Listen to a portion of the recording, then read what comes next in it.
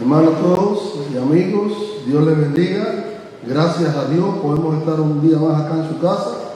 Extrañamos el domingo pasado porque casi acabamos de comenzar y entonces ya el domingo pasado tuvimos que ausentarnos por la amenaza que había, que se había un huracán y demás. Gracias a Dios también porque no nos afectó, y oramos por aquellos que sí se hubieran afectado por él, porque el hecho de que uno no sufra por una cosa no quiere decir que no sienta por otros que se sufren.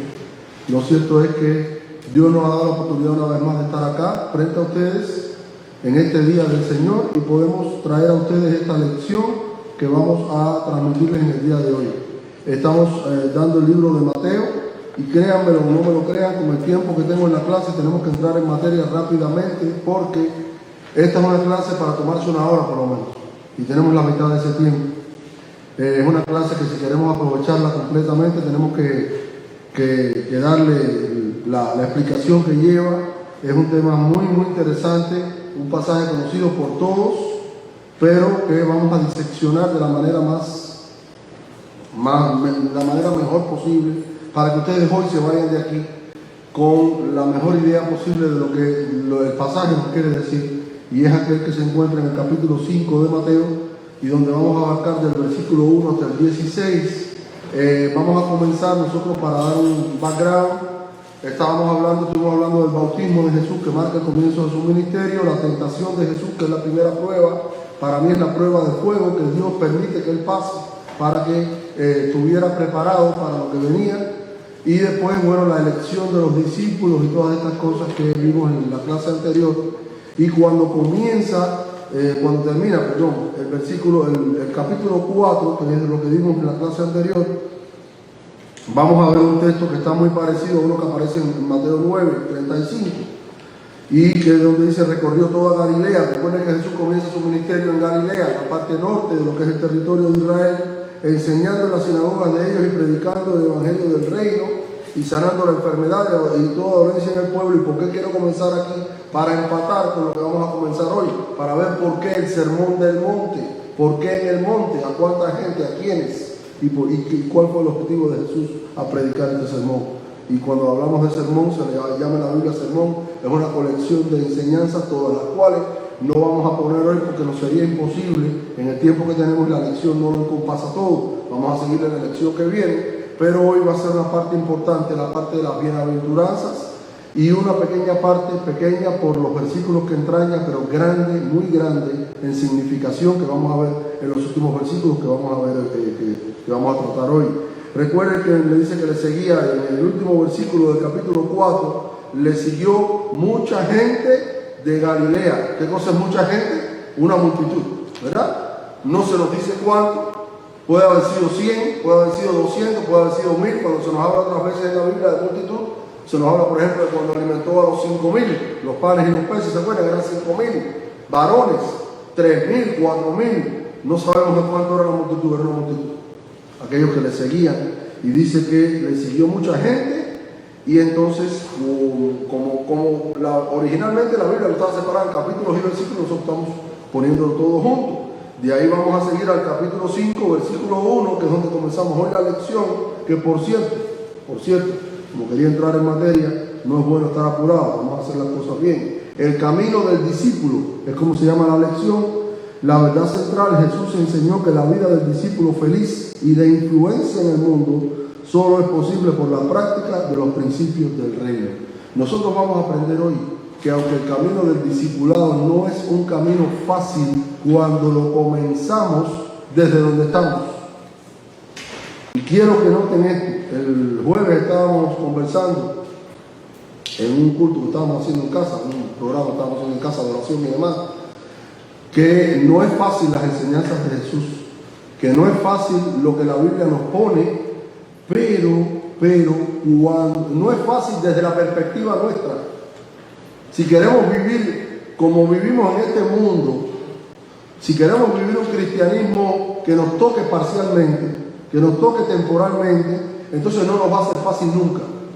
Pero cuando nosotros nos imbuimos de Dios, nos acercamos a Dios, crecemos en Dios, el Espíritu Santo nos llena, nos anima y vivimos en esa cercanía, se hace más fácil.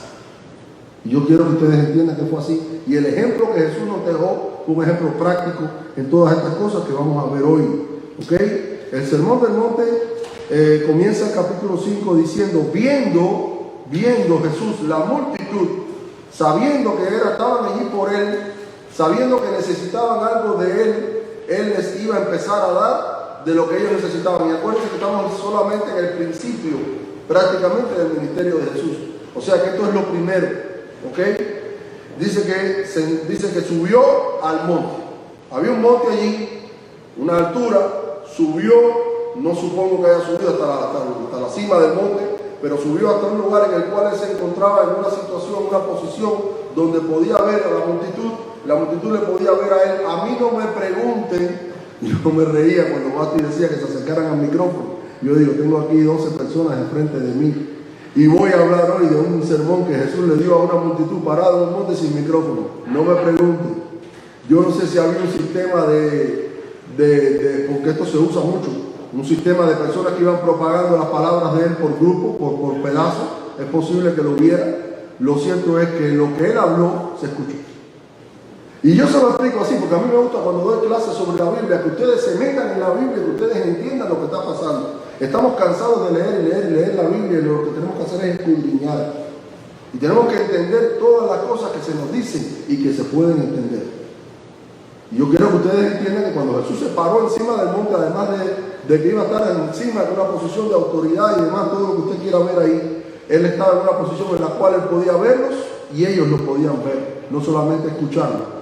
Pero él quería que lo vieran y él quería que las palabras que él iba a hablar fueran palabras que llegaran.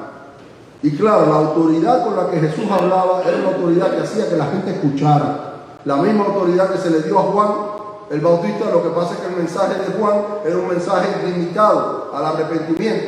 Cuando viene Jesús, la gente le seguía porque era algo novedoso. Él venía predicando una cosa que era lo mismo que venía predicando Juan, pero recuerden que Juan había dicho que venía después de él alguien que no era digno de él y que solamente le estaba diciéndolo, o sea, preparando el camino. Y aquel Jesús vino de pronto y empieza a hablar con esta autoridad y empieza a hablar estas cosas, y es lógico que la gente viniera a donde estaba él. Encima de esto, no podemos olvidarnos de las necesidades materiales o físicas de la gente, que también las cumplía, también sanaba, también consolaba, también limpiaba, o sea, la lepra y demás. O sea, estamos viendo a un Jesús que tenía un mensaje completo y la gente nunca había visto esto. ¿Ok? Y dice el versículo 2, y entonces se sentó, dice que vinieron a él los discípulos, o sea, le está predicando el mensaje a la multitud y le está predicando el mensaje también aquí a los que tenían antes, que ya había llamado, a los discípulos que tenía allí, ¿verdad? Y abriendo su boca les enseñaba diciendo, y ahora vamos a ver el contenido de lo que le llamamos las bienaventuranzas. Vamos a tratar de disectar lo más que podamos las bienaventuranzas que se encuentran hasta el versículo 12, y son como 8 más o menos. Y vamos a disectarlas una a una. Padre, gracias por esta oportunidad. Estamos encomendándonos en tus manos para que tu palabra, Señor, pueda ser fácilmente expuesta y fácilmente entendida, Señor, por estos hermanos que están acá y por todos los que están escuchando donde quiera que estén. En el nombre de Jesús. Amén. Somos instrumentos, hermanos, somos instrumentos, solamente instrumentos. Jesús sabía que esta multitud necesitaba algo que él tenía que darles y no los podía dejar ir. Y entonces dice que tuvo compasión de ellos y entonces en ese momento lo que decidió hacer fue pararse allí en este monte, en un lugar estratégico. Dice que se sentó, puede haberse sentado arriba de una piedra grande, es lo que yo supongo, ¿verdad? Y entonces dice que empezó a hablar y a enseñar. Jesús, el maestro. ¿Y qué enseñaba Jesús? Jesús enseñaba esto que les vamos a decir hoy. Bienaventurado se ha traducido como feliz en grado extremo. Hay quien dice 3 veces, hay quien dice 2 veces, igual me da. Muy feliz va a ser aquel que cumpla con estas condiciones. Y él explica por qué, el porqué de esa felicidad.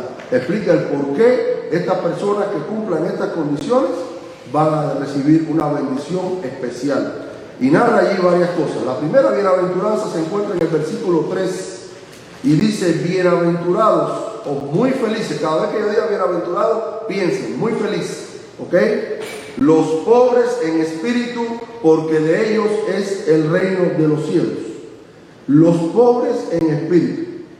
Cuando oigo pobre en espíritu, la primera ilustración que me viene a la mente es la del publicano aquel que estaba parado con el fariseo en el templo orando.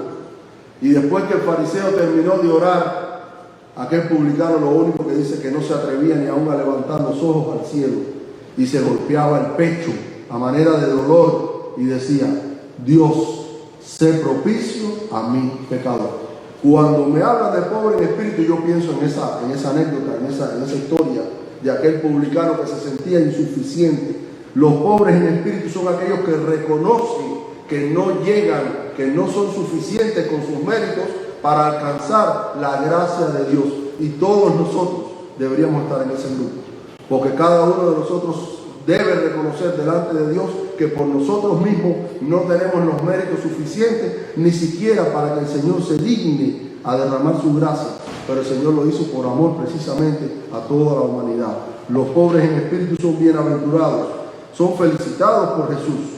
¿Okay? Los que poseen estas actitudes son aptos para ser discípulos del Maestro. Y vamos a ver, ¿verdad?, qué dice de los pobres en espíritu. Dice que no se jactan de sus méritos, al contrario, en humildad confiesan su desesperación espiritual. ¿Y saben por qué razón son bienaventurados? Porque de ellos es el reino de los cielos. Aquel reino que Jesús estaba trayendo, acercando al hombre, estaba alcanzando a la gente. A los primeros que iba a alcanzar eran quienes, a los pobres en espíritu, aquellos que reconocen su necesidad. Hermano, usted puede estar muy enfermo y usted no darse cuenta que está enfermo.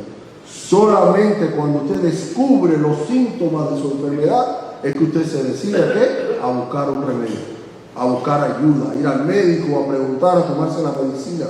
Si usted no tiene dolor de cabeza, usted no se va a tomar la aspirina. Si usted no tiene malestar, usted no va a ir al médico ni lo va ahora. La nueva es por la telemedicina, ¿no? Ahora es por televisión. Igual, lo cierto es que de alguna manera usted no va a usar ningún método si usted no se siente mal. Los pobres en espíritu son aquellos que sienten que necesitan especialmente de Dios. Y cuando esos pobres en espíritu acuden a Dios por perdón, acuden a Dios por ayuda, dice Jesús que son bienaventurados. ¿Por qué? Porque de ellos es el reino de los cielos. Dice el versículo 4, viene la segunda. Perdóname que esta Biblia es nueva y las páginas se me pegan acá. Es una Biblia que me encontré ahí en el portal de mi casa. Bienaventurados los que lloran, porque ellos, ¿qué cosa? Recibirán consolación. Hay mucha gente que llora. Los niños lloran desde que nacen. Los niños lloran a veces hasta por llamar la atención. Hay quien llora porque le duele un pie. Ese no es el llanto que Jesús está poniendo acá. Se dice los que lloran porque tienen una necesidad grande, o los que lloran a veces porque otros lloran. Y quiero que entiendan que cuando usted llore, aunque llore por fuera o llore por dentro, no tiene necesariamente que ser por una necesidad suya. Usted puede llorar por las necesidades de otros. El que en este momento está viviendo en este país y no llore es porque no tiene sensibilidad. Hay que llorar mirando las cosas que están pasando. Y si usted es un hijo de Dios, usted llora mirando las cosas que están haciéndose en contra del pueblo de Dios. Y de alguna manera tenemos que llorar por los que están ingresados en los hospitales.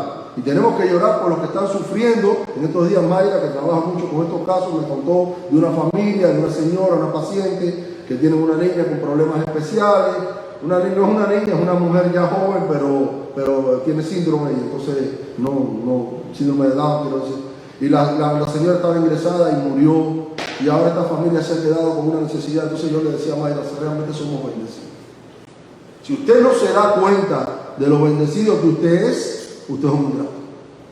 Nos tenemos que darnos cuenta de cuánto Dios nos bendice cuando vemos los problemas de los demás. Pero tenemos que tener la capacidad también de llorar y lamentarnos por aquellos que tienen problemas. Pero a veces los tenemos nosotros también, cargas que solamente Dios las conoce. Ese que llora porque tiene una carga espiritual y no tiene que hacer con ella, lo único que puede hacer es llevársela a Jesús, que prometió que nos las iba a ayudar a llevar. Ese que llora, dice la palabra de Dios, que va a ser bienaventurado porque recibirá consolación. el único remedio inmediato. Hay remedios a largo plazo. Quizás el problema un día se resuelve, hay problemas que tienen solución, otros que no. Pero quizás se resuelve en un día, en un plazo inmediato, a mediano plazo. Pero inmediatamente, ¿cuál es el único problema, la única solución que tiene una persona que llora? Que sea consolada. La consolación. Por eso tenemos que pensar, hacerle pensar a esa persona, hacerle pensar a ese sufrido, a ese atribulado, que no está solo.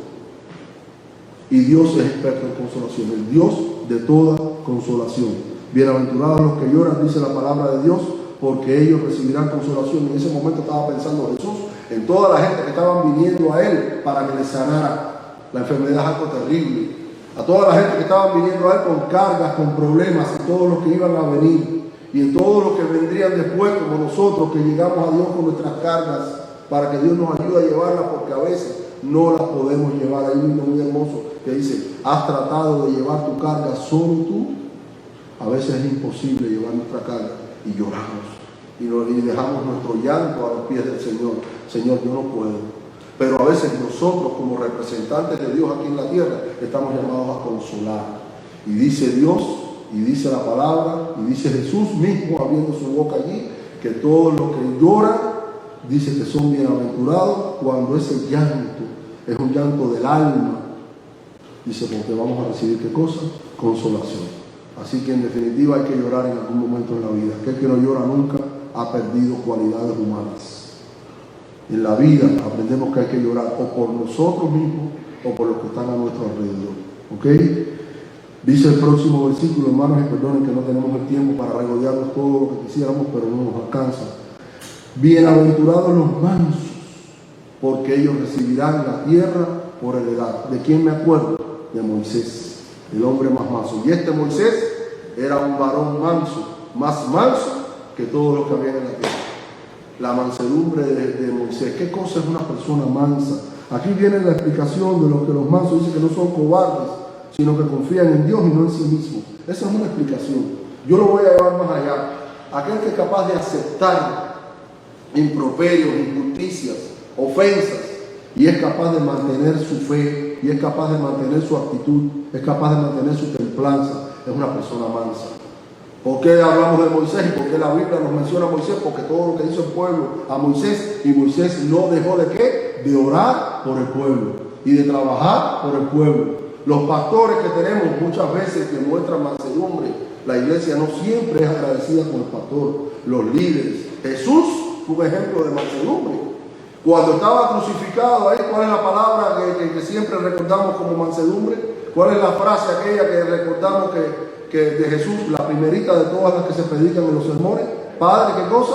Perdónalos porque no saben lo que hacen. Hermano, eso es mansedumbre, además de amor. Además de un amor infinito, eso es mansedumbre.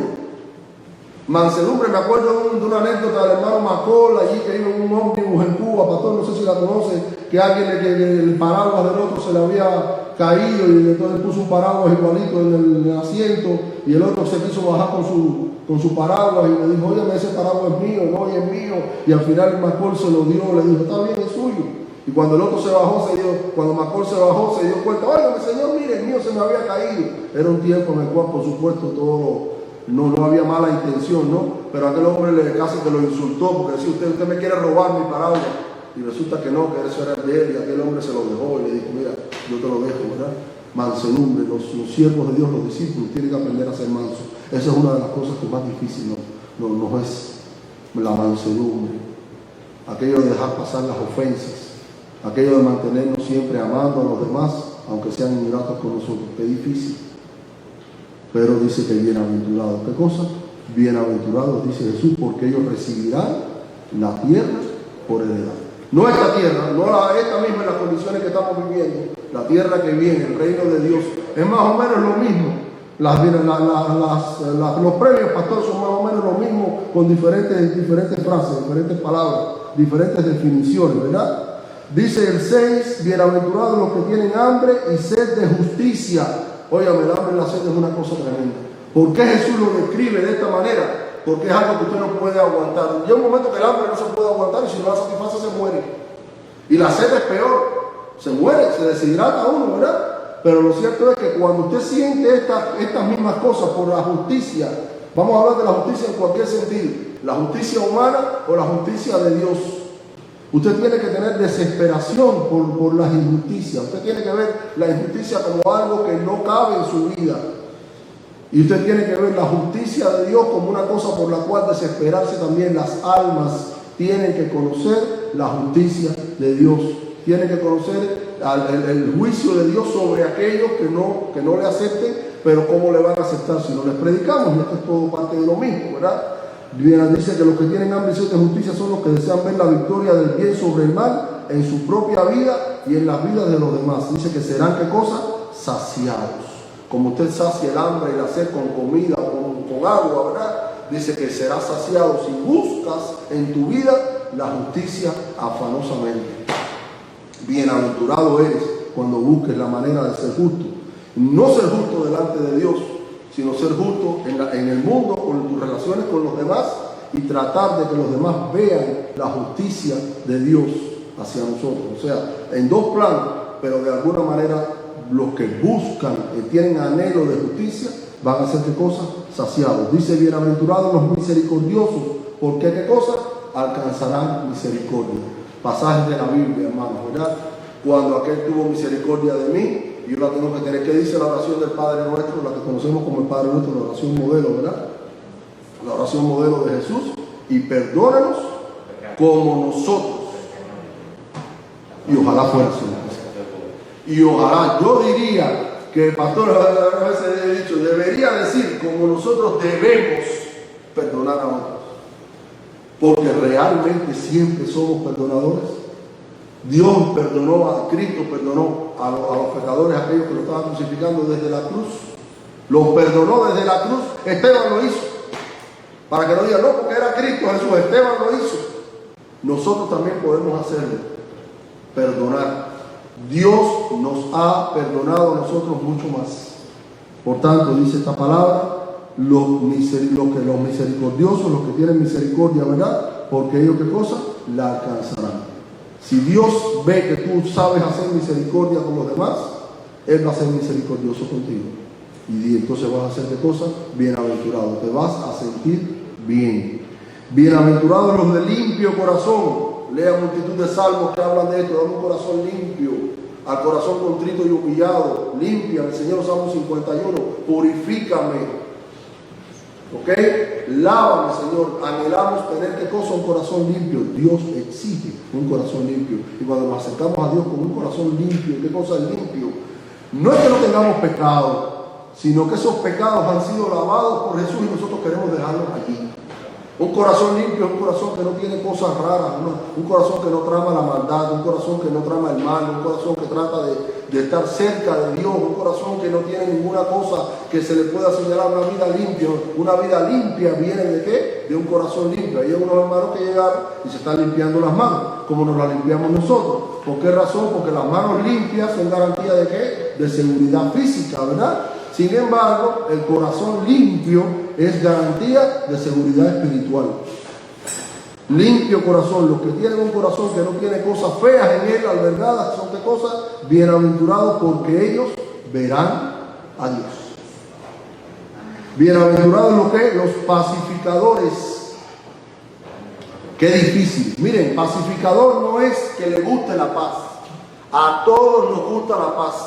El pacificador va más allá. El pacificador es aquel que busca hacer la paz. El pacificador es aquel que cuando ve a este hermano que va a estar peleando con este hermano, se mete en el medio para que haya paz. El pacificador es aquel que cuando ve que va a surgir un problema y no quiere, trata de todas las maneras posibles de pacificar, de calmar los ánimos. ¿Ok? El pacificador es una labor difícil. Es una labor que sale de un corazón lleno de Dios. Pacificar, buscar la paz, hacer la paz. Todos los años se entrega un premio Nobel. ¿Premio Nobel de qué? De la paz. Porque se entiende que aquellos que tratan de buscar la manera de que haya paz en el mundo, merecen un reconocimiento. Yo creo que el reconocimiento que da Dios es más grande todavía, porque ellos, ¿qué cosa? Serán llamados hijos de Dios. Solamente un hijo de Dios puede realmente buscar la paz siempre. Y nosotros como hijos de Dios tenemos que ser ejemplo en esto. Y también por esto vamos a hacer ¿qué cosa? Bienaventurados los que padecen persecución, versículo 10, por causa de la justicia. Una vez un profesor estando en el high school, yo hace muchos años atrás, muchos, me llamó y me dijo, ven acá, ¿qué dice aquí? Que los delincuentes son bienaventurados. Dígole, no, dice los que padecen persecución por la justicia, dice, no dice por la justicia, por causa de la justicia. Y yo le doy gracias a Dios porque a esa edad y en ese momento Dios a mí me proveyó de la manera, y él se quedó callado porque él entendió. Yo le doy gracias a Dios por esto. Yo era un muchachito como Miguelito, así como, no sé, como cualquiera de estos muchachos. Y yo recuerdo que yo le dije, no, por causa de, quiere decir porque están sufriendo injusticias. Hermanos, hay muchos hermanos nuestros en el mundo hoy que están sufriendo por su fe. Muchos que están sufriendo por su fe. Otros están sufriendo, por lo menos, en el mejor de los casos, improperio, ofensa, problemas por su fe. Tenemos que, somos bienaventurados cuando padecemos por causa de la justicia, de ser justos y de predicar acerca del Evangelio también, que es la justicia de Dios. Somos, ¿qué cosa? Bienaventurados, somos felices, y el discípulo tiene que ser realmente así. Y me gusta entonces el 11 y el 12 que terminan esta parte. Bienaventurados sois cuando por mi causa os vituperen y os persigan y digan toda clase de mal contra vosotros. Si terminamos ahí, dice, oye, ahí se le fue la chaveta a Jesús. Ahí Jesús parece que en ese momento tenía mucha hambre y se le fue ahí. ¿Cómo vas a ser bienaventurado cuando te persigan, lo digan cosas feas porque tú eres, dice, te vituperen y te persigan? Si te vituperan y te persigan es porque tú eres un delincuente, chico. Pero el problema es que hay una palabrita al final ahí que dice, mintiendo. Cuando sea falso de lo que te están acusando, eres bienaventurado. ¿Ok? Y dice él, por mi causa. Por mi causa. Pablo podía estar parado aquí dándole una clase sobre esto. El apóstol Pablo sabía lo que era padecer por Cristo injustamente.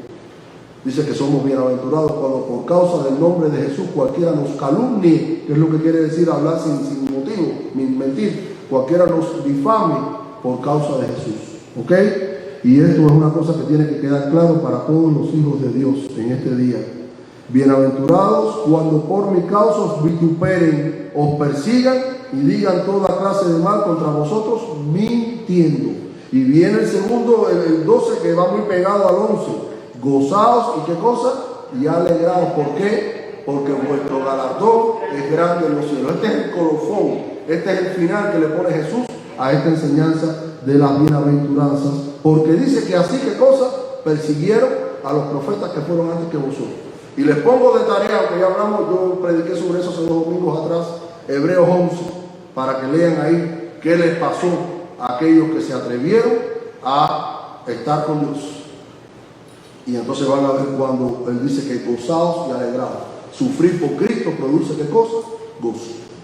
¿Cuándo produce gozo? Cuando estamos llenos del Espíritu Santo de Dios. Entonces sí produce ¿qué cosa? Gozo y bienaventuranza. Y los últimos 3, 14, 15 y 16, 13 son 4. La primera parte de estos 4 versículos, que es lo mismo, la sal. Yo no les voy a hablar, la sal se sacaba en ese tiempo mucha sal del mar muerto. Y dice que a veces venía, y antes de usted ponerla en la cocina, usted la tenía que purificar, porque venía una sal que era contaminada. Y cuando la sal se está contaminada, usted la tiene que purificar. Pero lo que dice aquí el versículo 13, y se está refiriendo a los que estaban allí, y yo pienso que más a los discípulos, pero él estaba diciéndoselo a toda aquella multitud, porque aquella multitud había venido a aprender de él. Y él les estaba diciendo a ellos, de allí salieron muchos discípulos. No crean que los discípulos eran nada más que los 12 que andaban con él. Él tenía otros discípulos más, ¿ok? Que no lo seguían a todas partes, pero que testificaban de él. Y de esa multitud salieron muchos. Y él les decía, ustedes son ¿qué cosa? La sal de la tierra.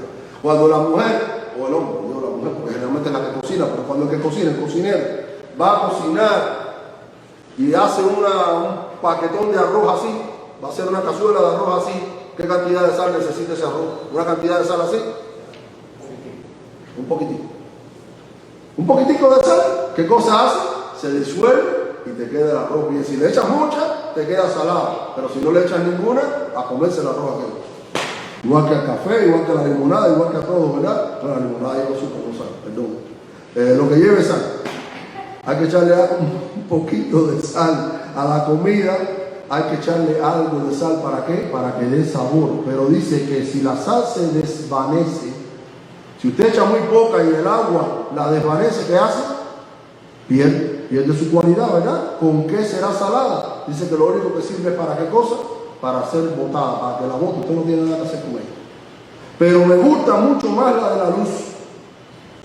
Ustedes son ¿qué cosa? La luz del mundo. Una ciudad asentada sobre un monte no se puede esconder, ni se enciende una luz. Yo no tengo tiempo. Cuando yo era pequeño, yo recuerdo haber estado en el templo y siempre, y ustedes me van a perdonar porque yo pensaba así, yo sí, ¿por qué? Y si las luces estuvieran abajo, mira que yo no tuviera que estar caminando, cuidado, no rompas el bombillo que está. ¿Por qué las luces no se ponen abajo? ¿Por qué esas luces que están ahí arriba no se ponen en el piso? ¿Se alumbraría? Sí, se alumbraría, pero no alumbra igual. No alumbra igual, hermano. La sombra de la gente, la sombra de la silla, la sombra de todo lo que todo le entorpecería la luz. La luz se pone en alto. Cuando se va la luz, usted pone su farol. ¿Se acuerdan de aquello? ¿Usted lo ponía dónde? En un lugar alto. A nadie se le ocurría poner un farol, una linterna. Usted alumbra con la linterna, usted no la pone en el piso. O sea, dice que hay que ponerla en un lugar que se vea. Nosotros somos esa luz. Y tenemos que estar brillando, ¿dónde? En un lugar donde todo el mundo nos vea, ¿verdad? Y dice que tampoco se pone, dice que no se pone debajo del almud, debajo de la cama, debajo de la mesa, debajo de ningún lado, sino sobre el candelero. Y el 16, que es el colofón final de toda esta enseñanza que vamos a darles hoy, dice que así mismo alumbre nuestra luz. Así alumbre nuestra luz. ¿Qué quiere decir eso? Que nosotros somos esa luz. Y el pastor muchas veces les ha dado a ustedes el ejemplo, yo sé que me está escuchando, del bombillo, cuando se encuentra en una lámpara y la lámpara, imagínense esas pantallas que guardan las lámparas cuando están sucias. ¿Saben qué le pasa a esa luz? No ilumina.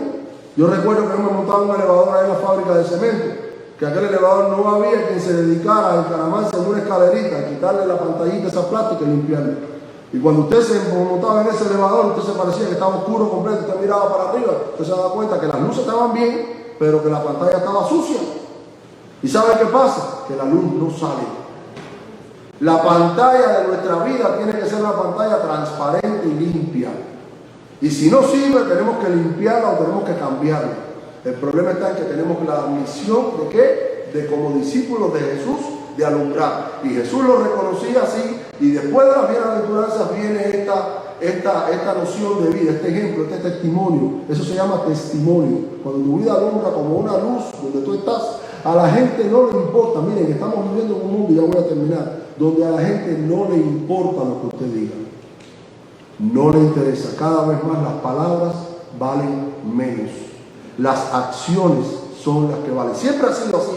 Pero en este mundo de hoy se ha intensificado esa noción. No me importa lo que tú me digas. Ya la palabra, pastor, que en el tiempo de hace muchos años atrás la palabra bastaba. Ya no me basta tu palabra. Ahora enséñame un documento, fírmame, júramelo, dame una garantía, porque no confío en ti. Nosotros los cristianos tenemos que ser un testimonio y nuestra luz tiene que alumbrar. Y es el texto audio de hoy. Les suplico que se lo lleven a su casa y se lo aprendan si alguno no se lo sabe. Así alumbre vuestra luz delante de quién, de los hombres, dígase del ser humano, de todas las personas, para que vean vuestras buenas obras y lo glorifiquen a ustedes. ¿Dice así? ¿Qué dice? Y glorifiquen a vuestro Padre que está en los cielos. El mismo Jesús no se ponía como Dios en ese momento, él se ponía como hombre y él decía: glorifiquen al Padre, a Dios. Tenemos que darle la gloria a Dios de todas las cosas. Y ya lo único que nos queda son las aplicaciones. El sermón de monte en el día de hoy, bueno, imagínense ustedes, Jesús enseñó acerca del discipulado y sus enseñanzas siguen vigentes hoy, aunque muchos cristianos traten de modificarlas. Algunos dicen que son muy exageradas y otras que no son suficientes.